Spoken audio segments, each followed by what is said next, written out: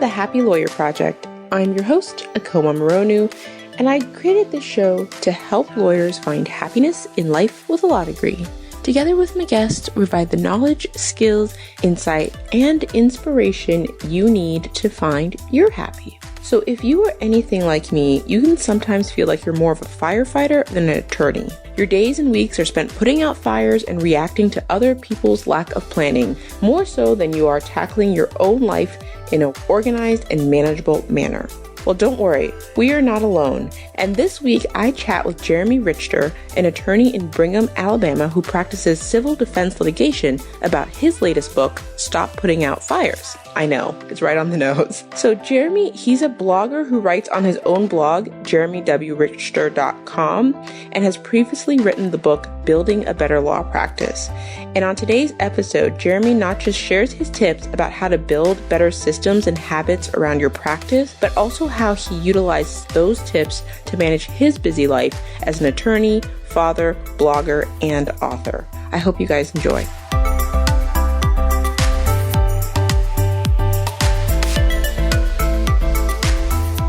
Welcome to the Happy Lawyer Project. I am excited to have on today's guest, Jeremy Ritcher, which is what, so you can tell me if I butchered that. Jeremy, welcome to the show. No, you did great.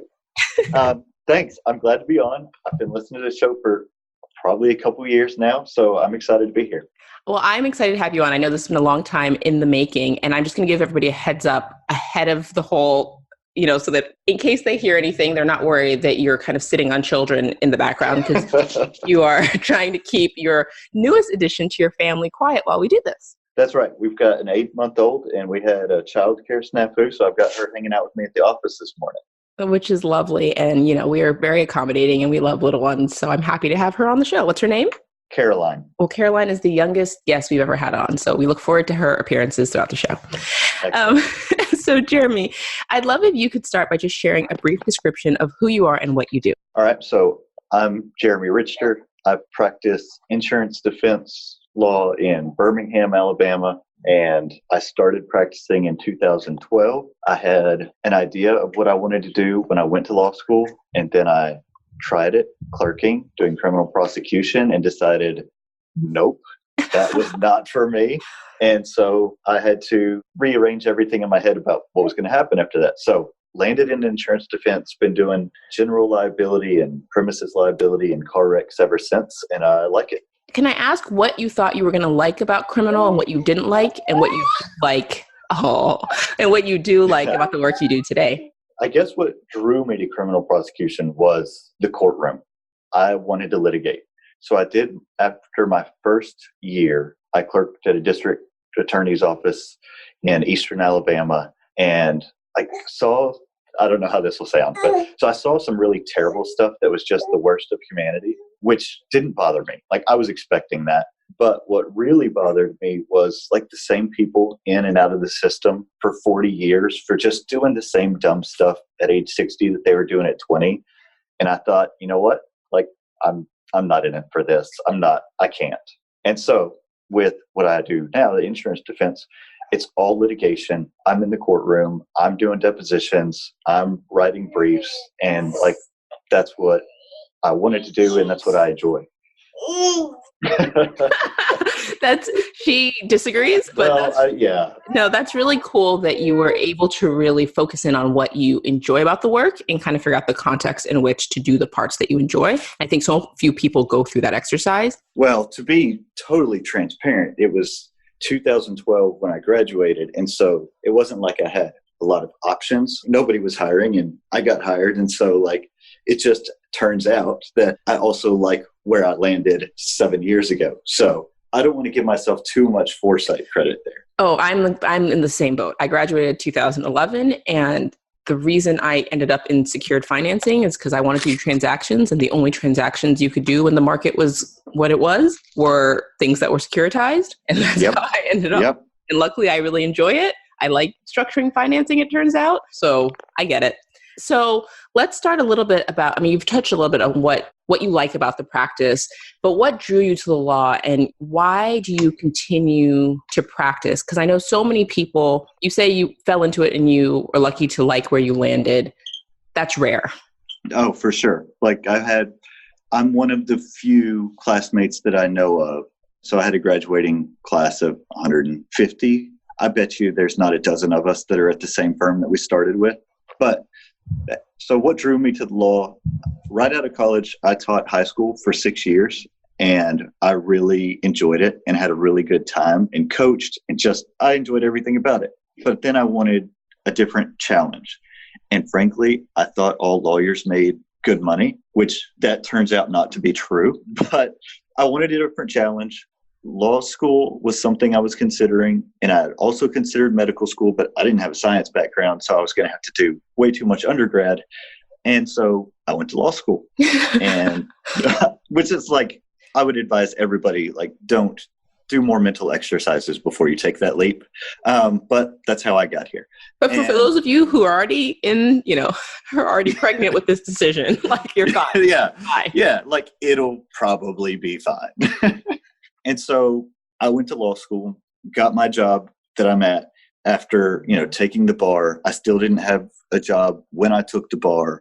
I sent out, so this was 2012. I don't know if the market's different now or what, but I sent out, I don't know how many cover letters and resumes, like dozens and dozens and dozens. And then I ended up getting this job through somebody that I'd clerked for that wasn't going to be able to hire me, but the firm I'm at needed somebody and asked for a recommendation, and they mentioned me. And so here we are, and it's a great firm, and it's great people, and they've put me in a really good, they've given me every opportunity to succeed, and we have just been a really good fit for each other. And I like the work that I do.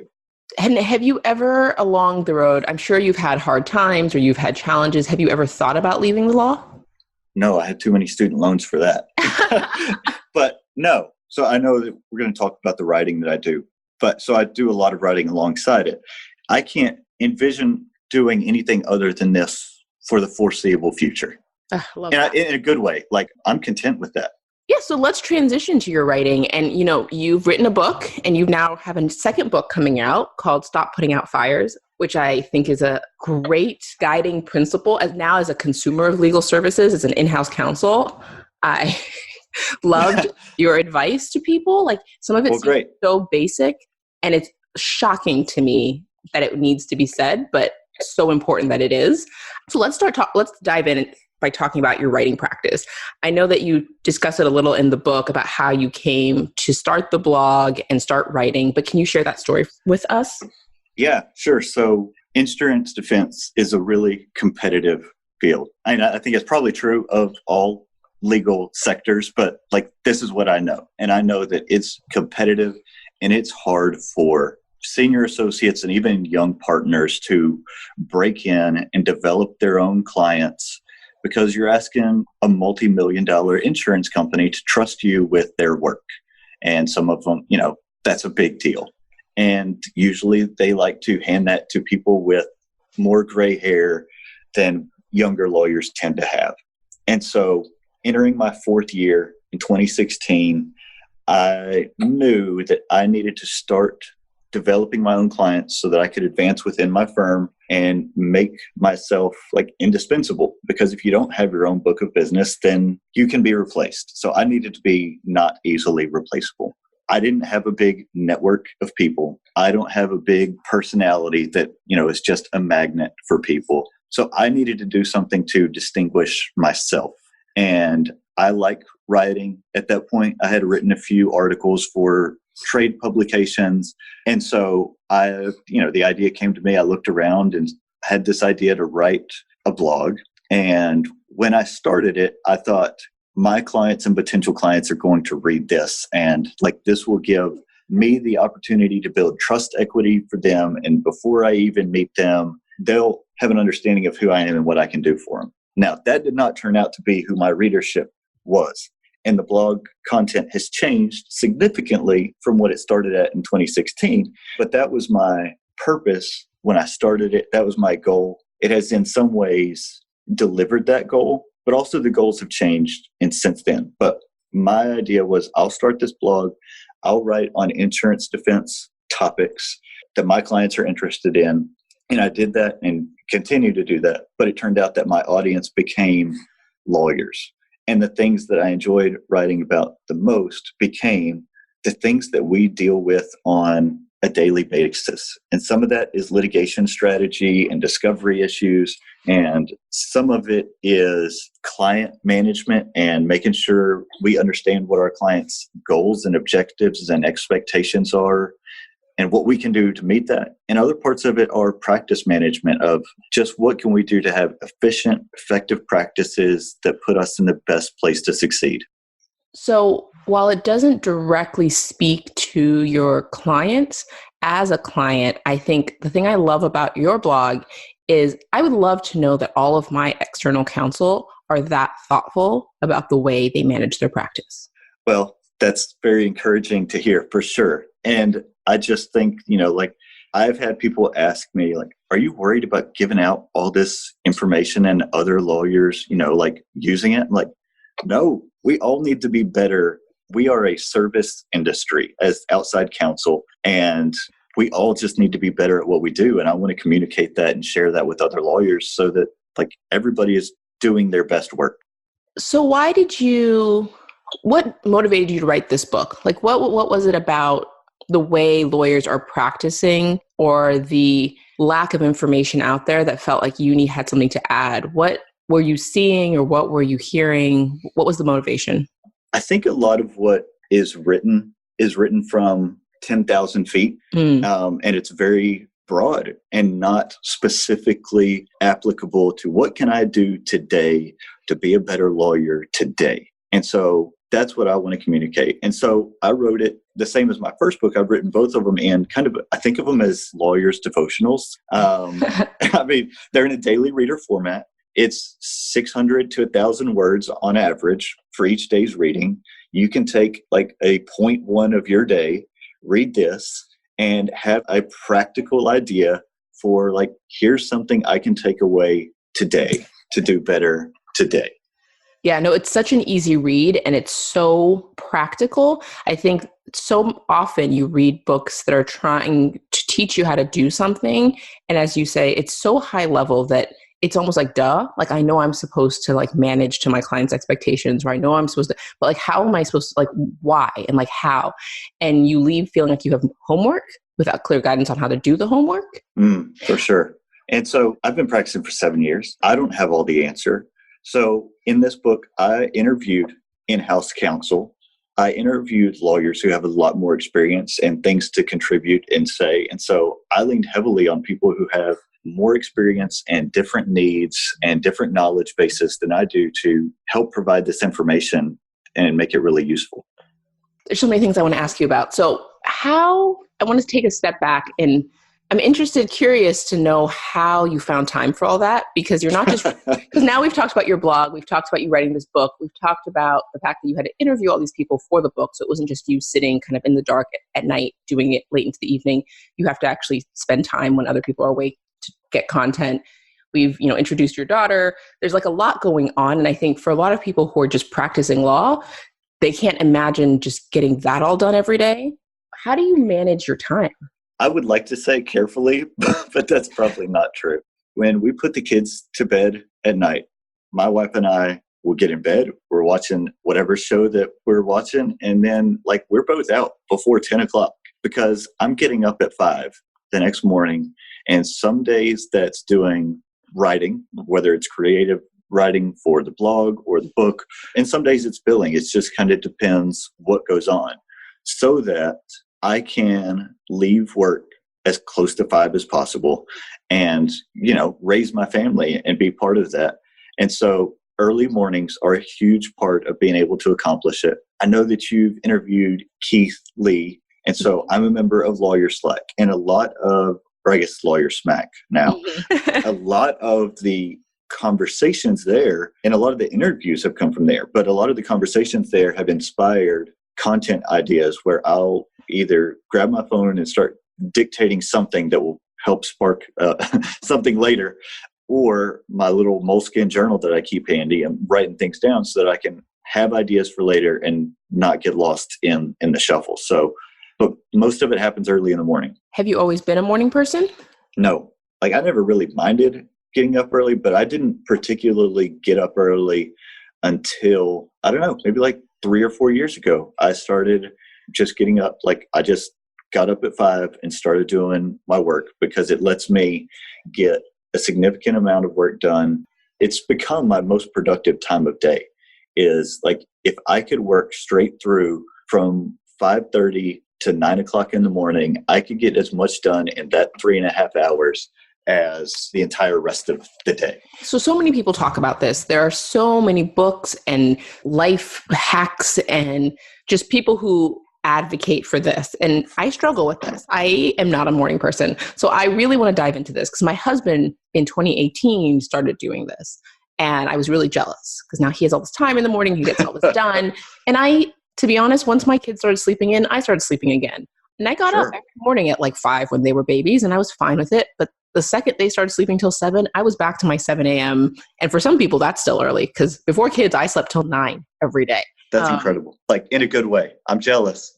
I know. I was like in my late 20s at that point and practicing law full time on Wall Street and sleeping until 9 still. It was insane. So I'm not a morning person and I don't mind mornings. I just can't commit to it. So I'm just wondering, was it hard for you to make that transition or did you kind of just feel motivated to do it? Because for those of us who really struggle with it, but like the idea, I guess I'm trying to figure out how long we need to commit to it to decide if it's the right fit. Like if it gets easier after some time or if you kind of know after a week whether or not it's the right fit for you. This is probably not going to be a very helpful answer for you. But I just decided to do it and just did it. And I was fine with it. And part of it is, and I talk about this just a little bit in the book, is I'm an introvert and time by myself is precious. And so for me to just be able to get a significant chunk of my day in before everybody else's day starts, it's just really beneficial to me. And so that's part of it, is it just fits with who I am and how I like to function. And do you recall how you came to that decision? Like, was there like something that drove you to think, starting tomorrow, I'm going to get up at 5 so I can do X? Or like, was it not that intentional? I don't recall, which is, I wish I could, because I think it was probably in conjunction with starting the blogging. Mm-hmm. But I'm not really sure about that. Yep. I wish I had a better answer because I don't remember if it was then or we had our first child was born in 2014 and he was always an early riser. So I don't remember if sometime around that, if like all these things came together because, everything gets fuzzy for the first few months of children, not fuzzy from waking up early. Not of blogging. Yeah. Or waking up early. Right. Yeah. And so I just don't really recall. I just remember that I started doing it and kept doing it. And I was fine with it because I go to bed early enough that I'm still getting 7 hours sleep. And that works for me. Yep. I think this is really interesting because I've been reading a lot of books about habits. And one of the things I've come to realize about myself is thinking of things in terms of habits is not a good practice for me because I think of it as like one day it won't be hard. Like once I develop the habit of like going to the gym, it won't be hard. I think that that's not the right way to think about it if your intention is to go to the gym for the rest of your life, because at some point, maybe it won't be as hard to make the decision, but it's always going to be a decision. It's not like one day you're going to magically transport to the gym without having to make a decision. Do you know what I mean? Oh, for sure. That's how I feel about the 5 a.m. thing. I'm just trying to figure out the like secret to when it won't be a decision and my body will just do it naturally, and that might never come. So I'm either in or I'm out, Yeah. Well, and so I can't say all of my habits have worked that easily because before kids, I used to run a lot and regularly. And post kids, there have been several times that I have just tried to start the regular routine back up and haven't kept up with it yet. We're 4 years in and it's been stop and start ever since. So you have to everything has to work within the season of life that you're in. Yep. So for me, like running isn't a high enough priority that's what I'm doing at 5 a.m. instead of writing or billing. And so the best of intentions have to just like work within that period of life. And I think that that's the point really, is that it has to fit into your life because at the end of the day, it is something you have to decide to do every day. And unless it fits, it's going to be a hard decision no matter how long you do it. If it creates friction in your life, I know that seems obvious, but sometimes it doesn't seem that obvious when you're in in the moment, it doesn't always seem obvious of like, why can't I just do this running thing like I want to? And the answer is because it's not a high enough priority for me to sacrifice other things for it. It just creates too much friction. So the decision is always going to be too hard to make. So I'm always going to lean towards other things in this time in my life. Interesting. Yeah. Okay. So I want to transition back to the book a little bit because I loved your thoughts about reframing your daily tasks. I think there's so many lawyers out there who struggle with the minutia and like the daily grind, whether it's like billable hours or it's doc review or, there's these things that people have to do like billing. I know that my attorneys hate billing invoices and I hate reviewing those invoices, but like you have to do it. And so I loved your thoughts on reframing and I was interested to kind of understand, I'd love if you could share them here and then we could talk a little about how you came to that mindset. Okay. For me, it's just a matter of putting them within a broader framework. So when I have to write reports for clients, and there's a lot of it because my work is a volume business and the clients need reports at 3 or 4 different points during litigation where they need a formalized report about what's going on. So when there's a lot of cases and 3 or 4 reports within each case, it's just a lot of writing reports. And it can get really tedious. But I try not to focus on I just don't really want to write this report because what really matters is the adjuster I'm working with needs this information so that she can do her job and so that her boss can do her job. And it serves the broader purpose of when I'm meeting their litigation guidelines, I am helping secure our relationship. I am communicating the things that they need from me and providing useful information that not only helps on this individual case, but also serves their broader, bigger business interests. And so I just try and keep things within a particular framework of look, this one individual task is not exciting and it's not what I'm really here for, but it serves all of the other things that I'm trying to accomplish individually and that my firm is trying to accomplish and that my clients are trying to accomplish.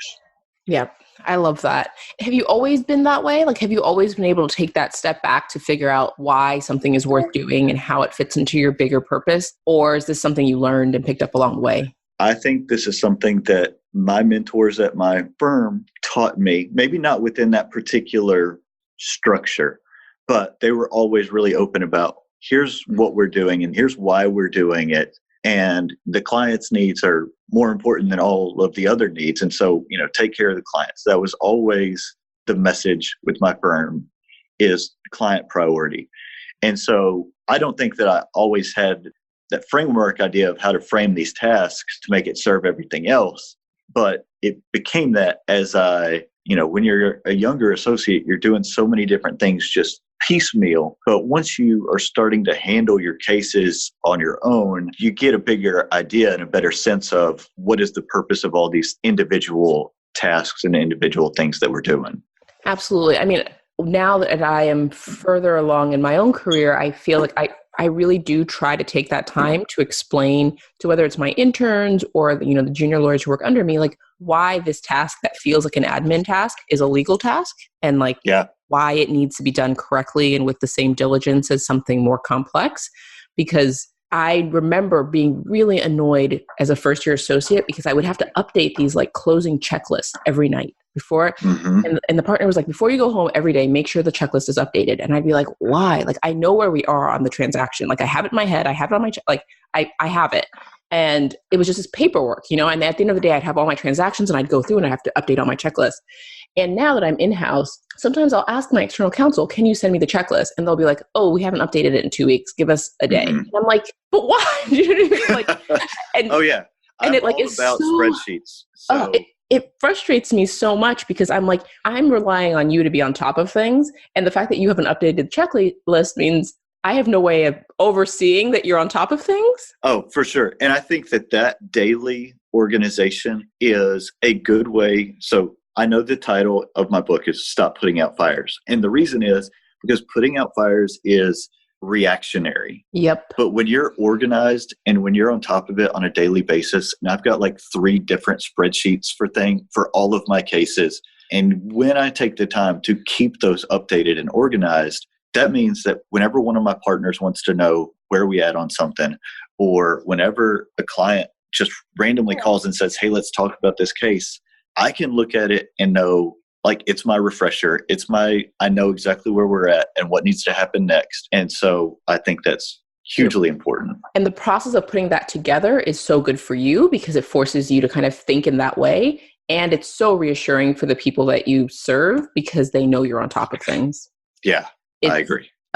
Like there's nothing I love more than getting an email on a Friday from the junior attorney under me that just outlines where everything is, what's coming up the upcoming week, because then I can just spend the weekend relaxing. And I don't wake up on Sunday thinking, crap, what are all the things I have to do this week? I know exactly what's coming in the upcoming week. And I don't start Monday behind. I start Monday kind of with a sense of what the priorities are. Yeah, that's huge. So we're not going to be able to touch on all of the awesome information in your book because the book is chock full of useful information.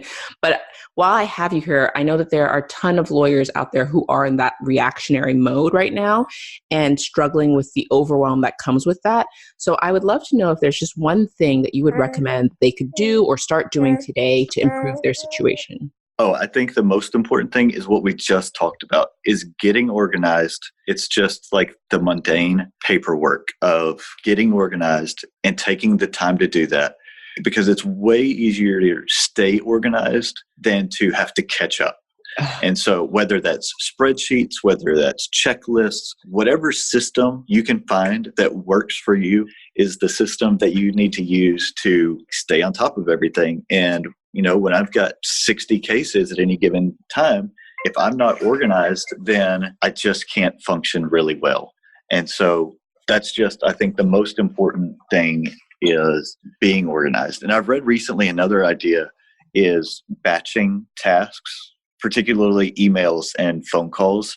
And I haven't had the guts to try it yet, but I think that's another good way for people not to have to do things in a reactionary manner, but to organize the work that you're doing in time increments. I love batching. I've implemented a lot of batching in my practice, in my job today, just because in-house, unlike being a transactional lawyer, there's just so many workflows. Like on any given time, I'm working on 30 or 40 different things. So I can't put it all in my head the way I used to. And it's not just 3 or 4 checklists, it's now 40 or 50 checklists, which is insane.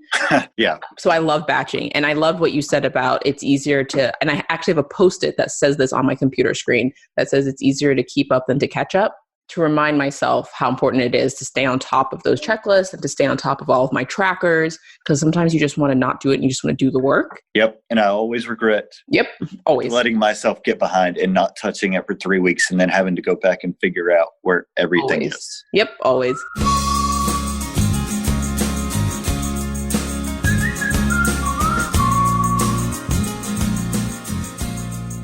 So let's transition to the second segment of the show, which I call the happiness hot seat. And these are quick fire questions that I love to ask everybody on the show because they're the things that interest me most. And I want to make sure I get them in. So here we go. How do you deal with indecision? I will say that indecision is not something that I struggle with, really. Like, I don't mind making a decision.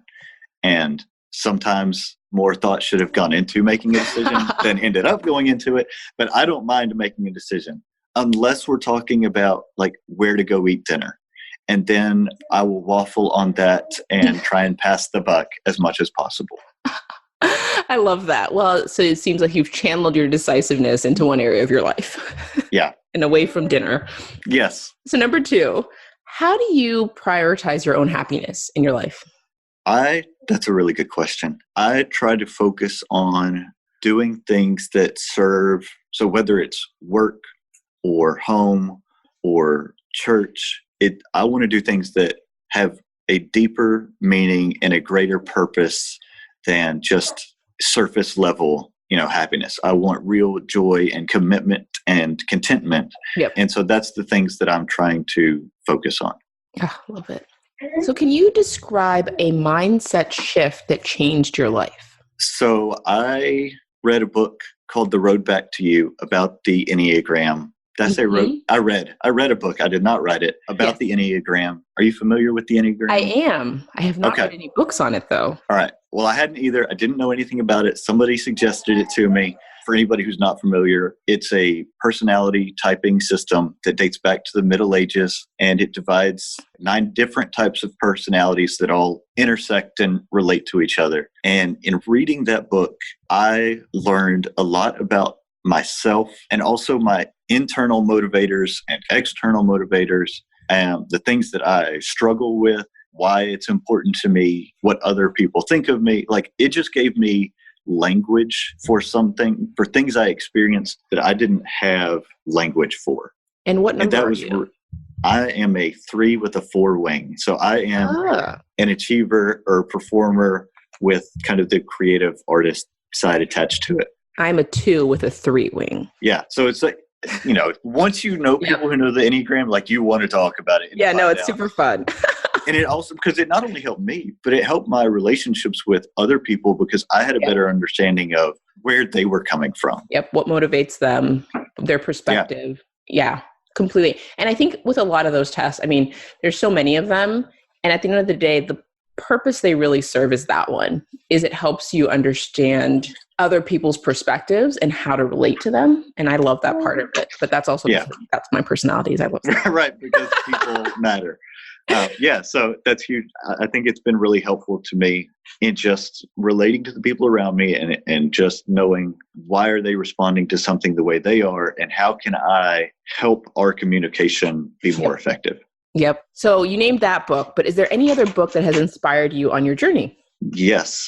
So 2 books that I've read in the last 2 years. Donald Miller wrote a book called Building a Story Brand.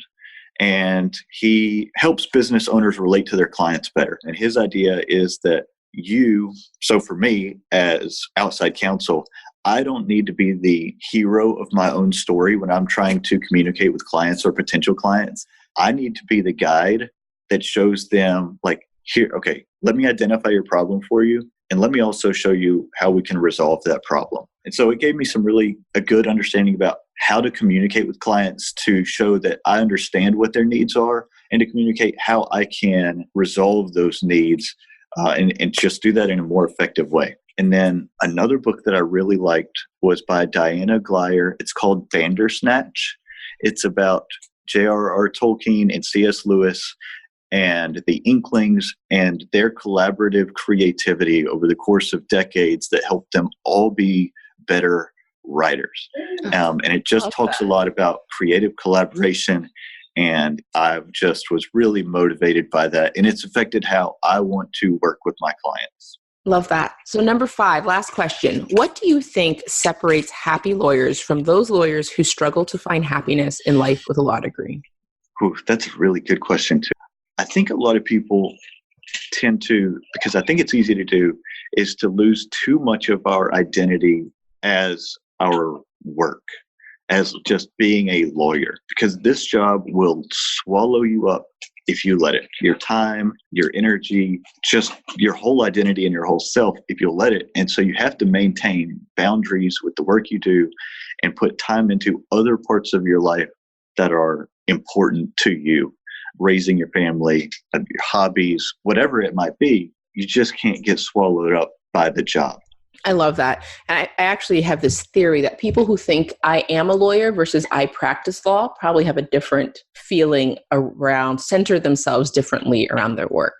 But I have never done any actual research.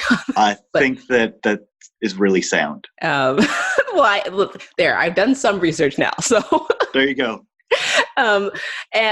So one of the things I've started doing on this show is, before I wrap up, I like to give listeners an opportunity to ask questions. So I reached out and asked people for some questions. And one of the questions that I received that I think will really resonate with a lot of people is from Ashley. And Ashley wants to know what your tips are for lawyers who are very early in their careers. And so their necessity are very reactive because they don't create their own workflow.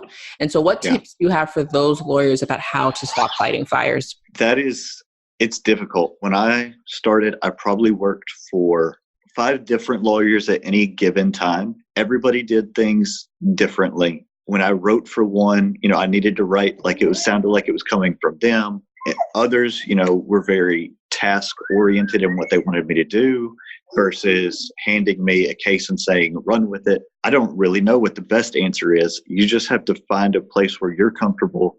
If you're working for someone who's not particularly organized, you have to get organized yourself and put the processes in place for yourself that will allow you to be successful and to accomplish the things you need to independently of what the person or people that you're working for are doing. But it's much easier for me to say, here's all the things you should do when I'm the person controlling my workflow than when I was younger and kind of at the mercy of how other people needed things. Yeah, and I think it is hard, but the thing that you said in there that I think is really you could pull out of it is it's kind of like when you're in school and you have all the different professors and every professor has different expectations. And your job as a student is to learn what those expectations are. And so that's a skill set, especially young lawyers or early career lawyers have coming right out of school, is to really identify how different people work and work to that style. And then also just try to learn as much as possible and ask as many questions as possible to increase your visibility on what's coming down the pipeline. Yes. And asking the right questions, Yep. Doing the critical thinking to know what are the right questions, because as soon as you get some experience doing a particular kind of work, you're going to have a bigger picture of how this goes, and it's going to get easier. And so just being mindful and absorbing everything that you're dealing with will put you in a better position going forward. Absolutely. And so before I let you go, please, we'd love for you to share, where can people find the blog? What's the best place for people to pick up your book? Whatever else ways people can follow you. Okay. My blog is at jeremywrichter.com. And the book, Stop Putting Out Fires, is on Amazon. Also, my first book, Building a Better Law Practice, is on Amazon. And people who don't use Amazon, it's on Kobo. And I think are there people who don't use Amazon? Well, I don't know. I just thought that there's a possibility that someone prefers some retailer other than Amazon. I feel like Jeff Bezos just rolled over and he's alive, but yeah, he may have. But it's on Amazon. And a promotion I'm doing is I am doing a webinar in mid-March, about law firm marketing myths. And I think that encompasses some of the things we talked about today. It certainly includes some of the things that are in the book. And so anybody that wants to order the book, right now it's available for pre-order, and send me at my email your order number. I will send the webinar, the audio recording of it, once it becomes available, probably in April. And so my email is jwr@jeremywrichter.com. Awesome. Well, I'm going to include links to all of that on the website at thehappylawyerproject.com, so people can head over there in case they didn't have time to write all that down, because I definitely want people to be able to find you because your content is fantastic. Thank you so much. Thank you for being on today. Oh, I really enjoyed it. Oh, and thank you, Caroline. Yeah, that's right. Yeah, she was good. She was great. Thanks so much, both of you.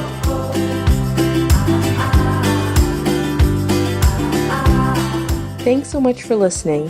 And if you got value out of this episode and you think there's someone else who might enjoy it, I'd love for you guys to share. And if you have any questions for me, please head over to the website at thehappylawyerproject.com and you can leave me a voicemail right on the website. When you get there, you'll see a little tab on the right hand of the screen and you can click on it and leave a voicemail there. I absolutely love hearing from you guys. Last but not least, if you enjoy this podcast and you like the content that I'm bringing to you guys and you haven't done so already, I would really encourage you guys to head over to Apple Podcasts and leave me a rating and review. That's all for this week. Thanks, guys. Thanks for listening.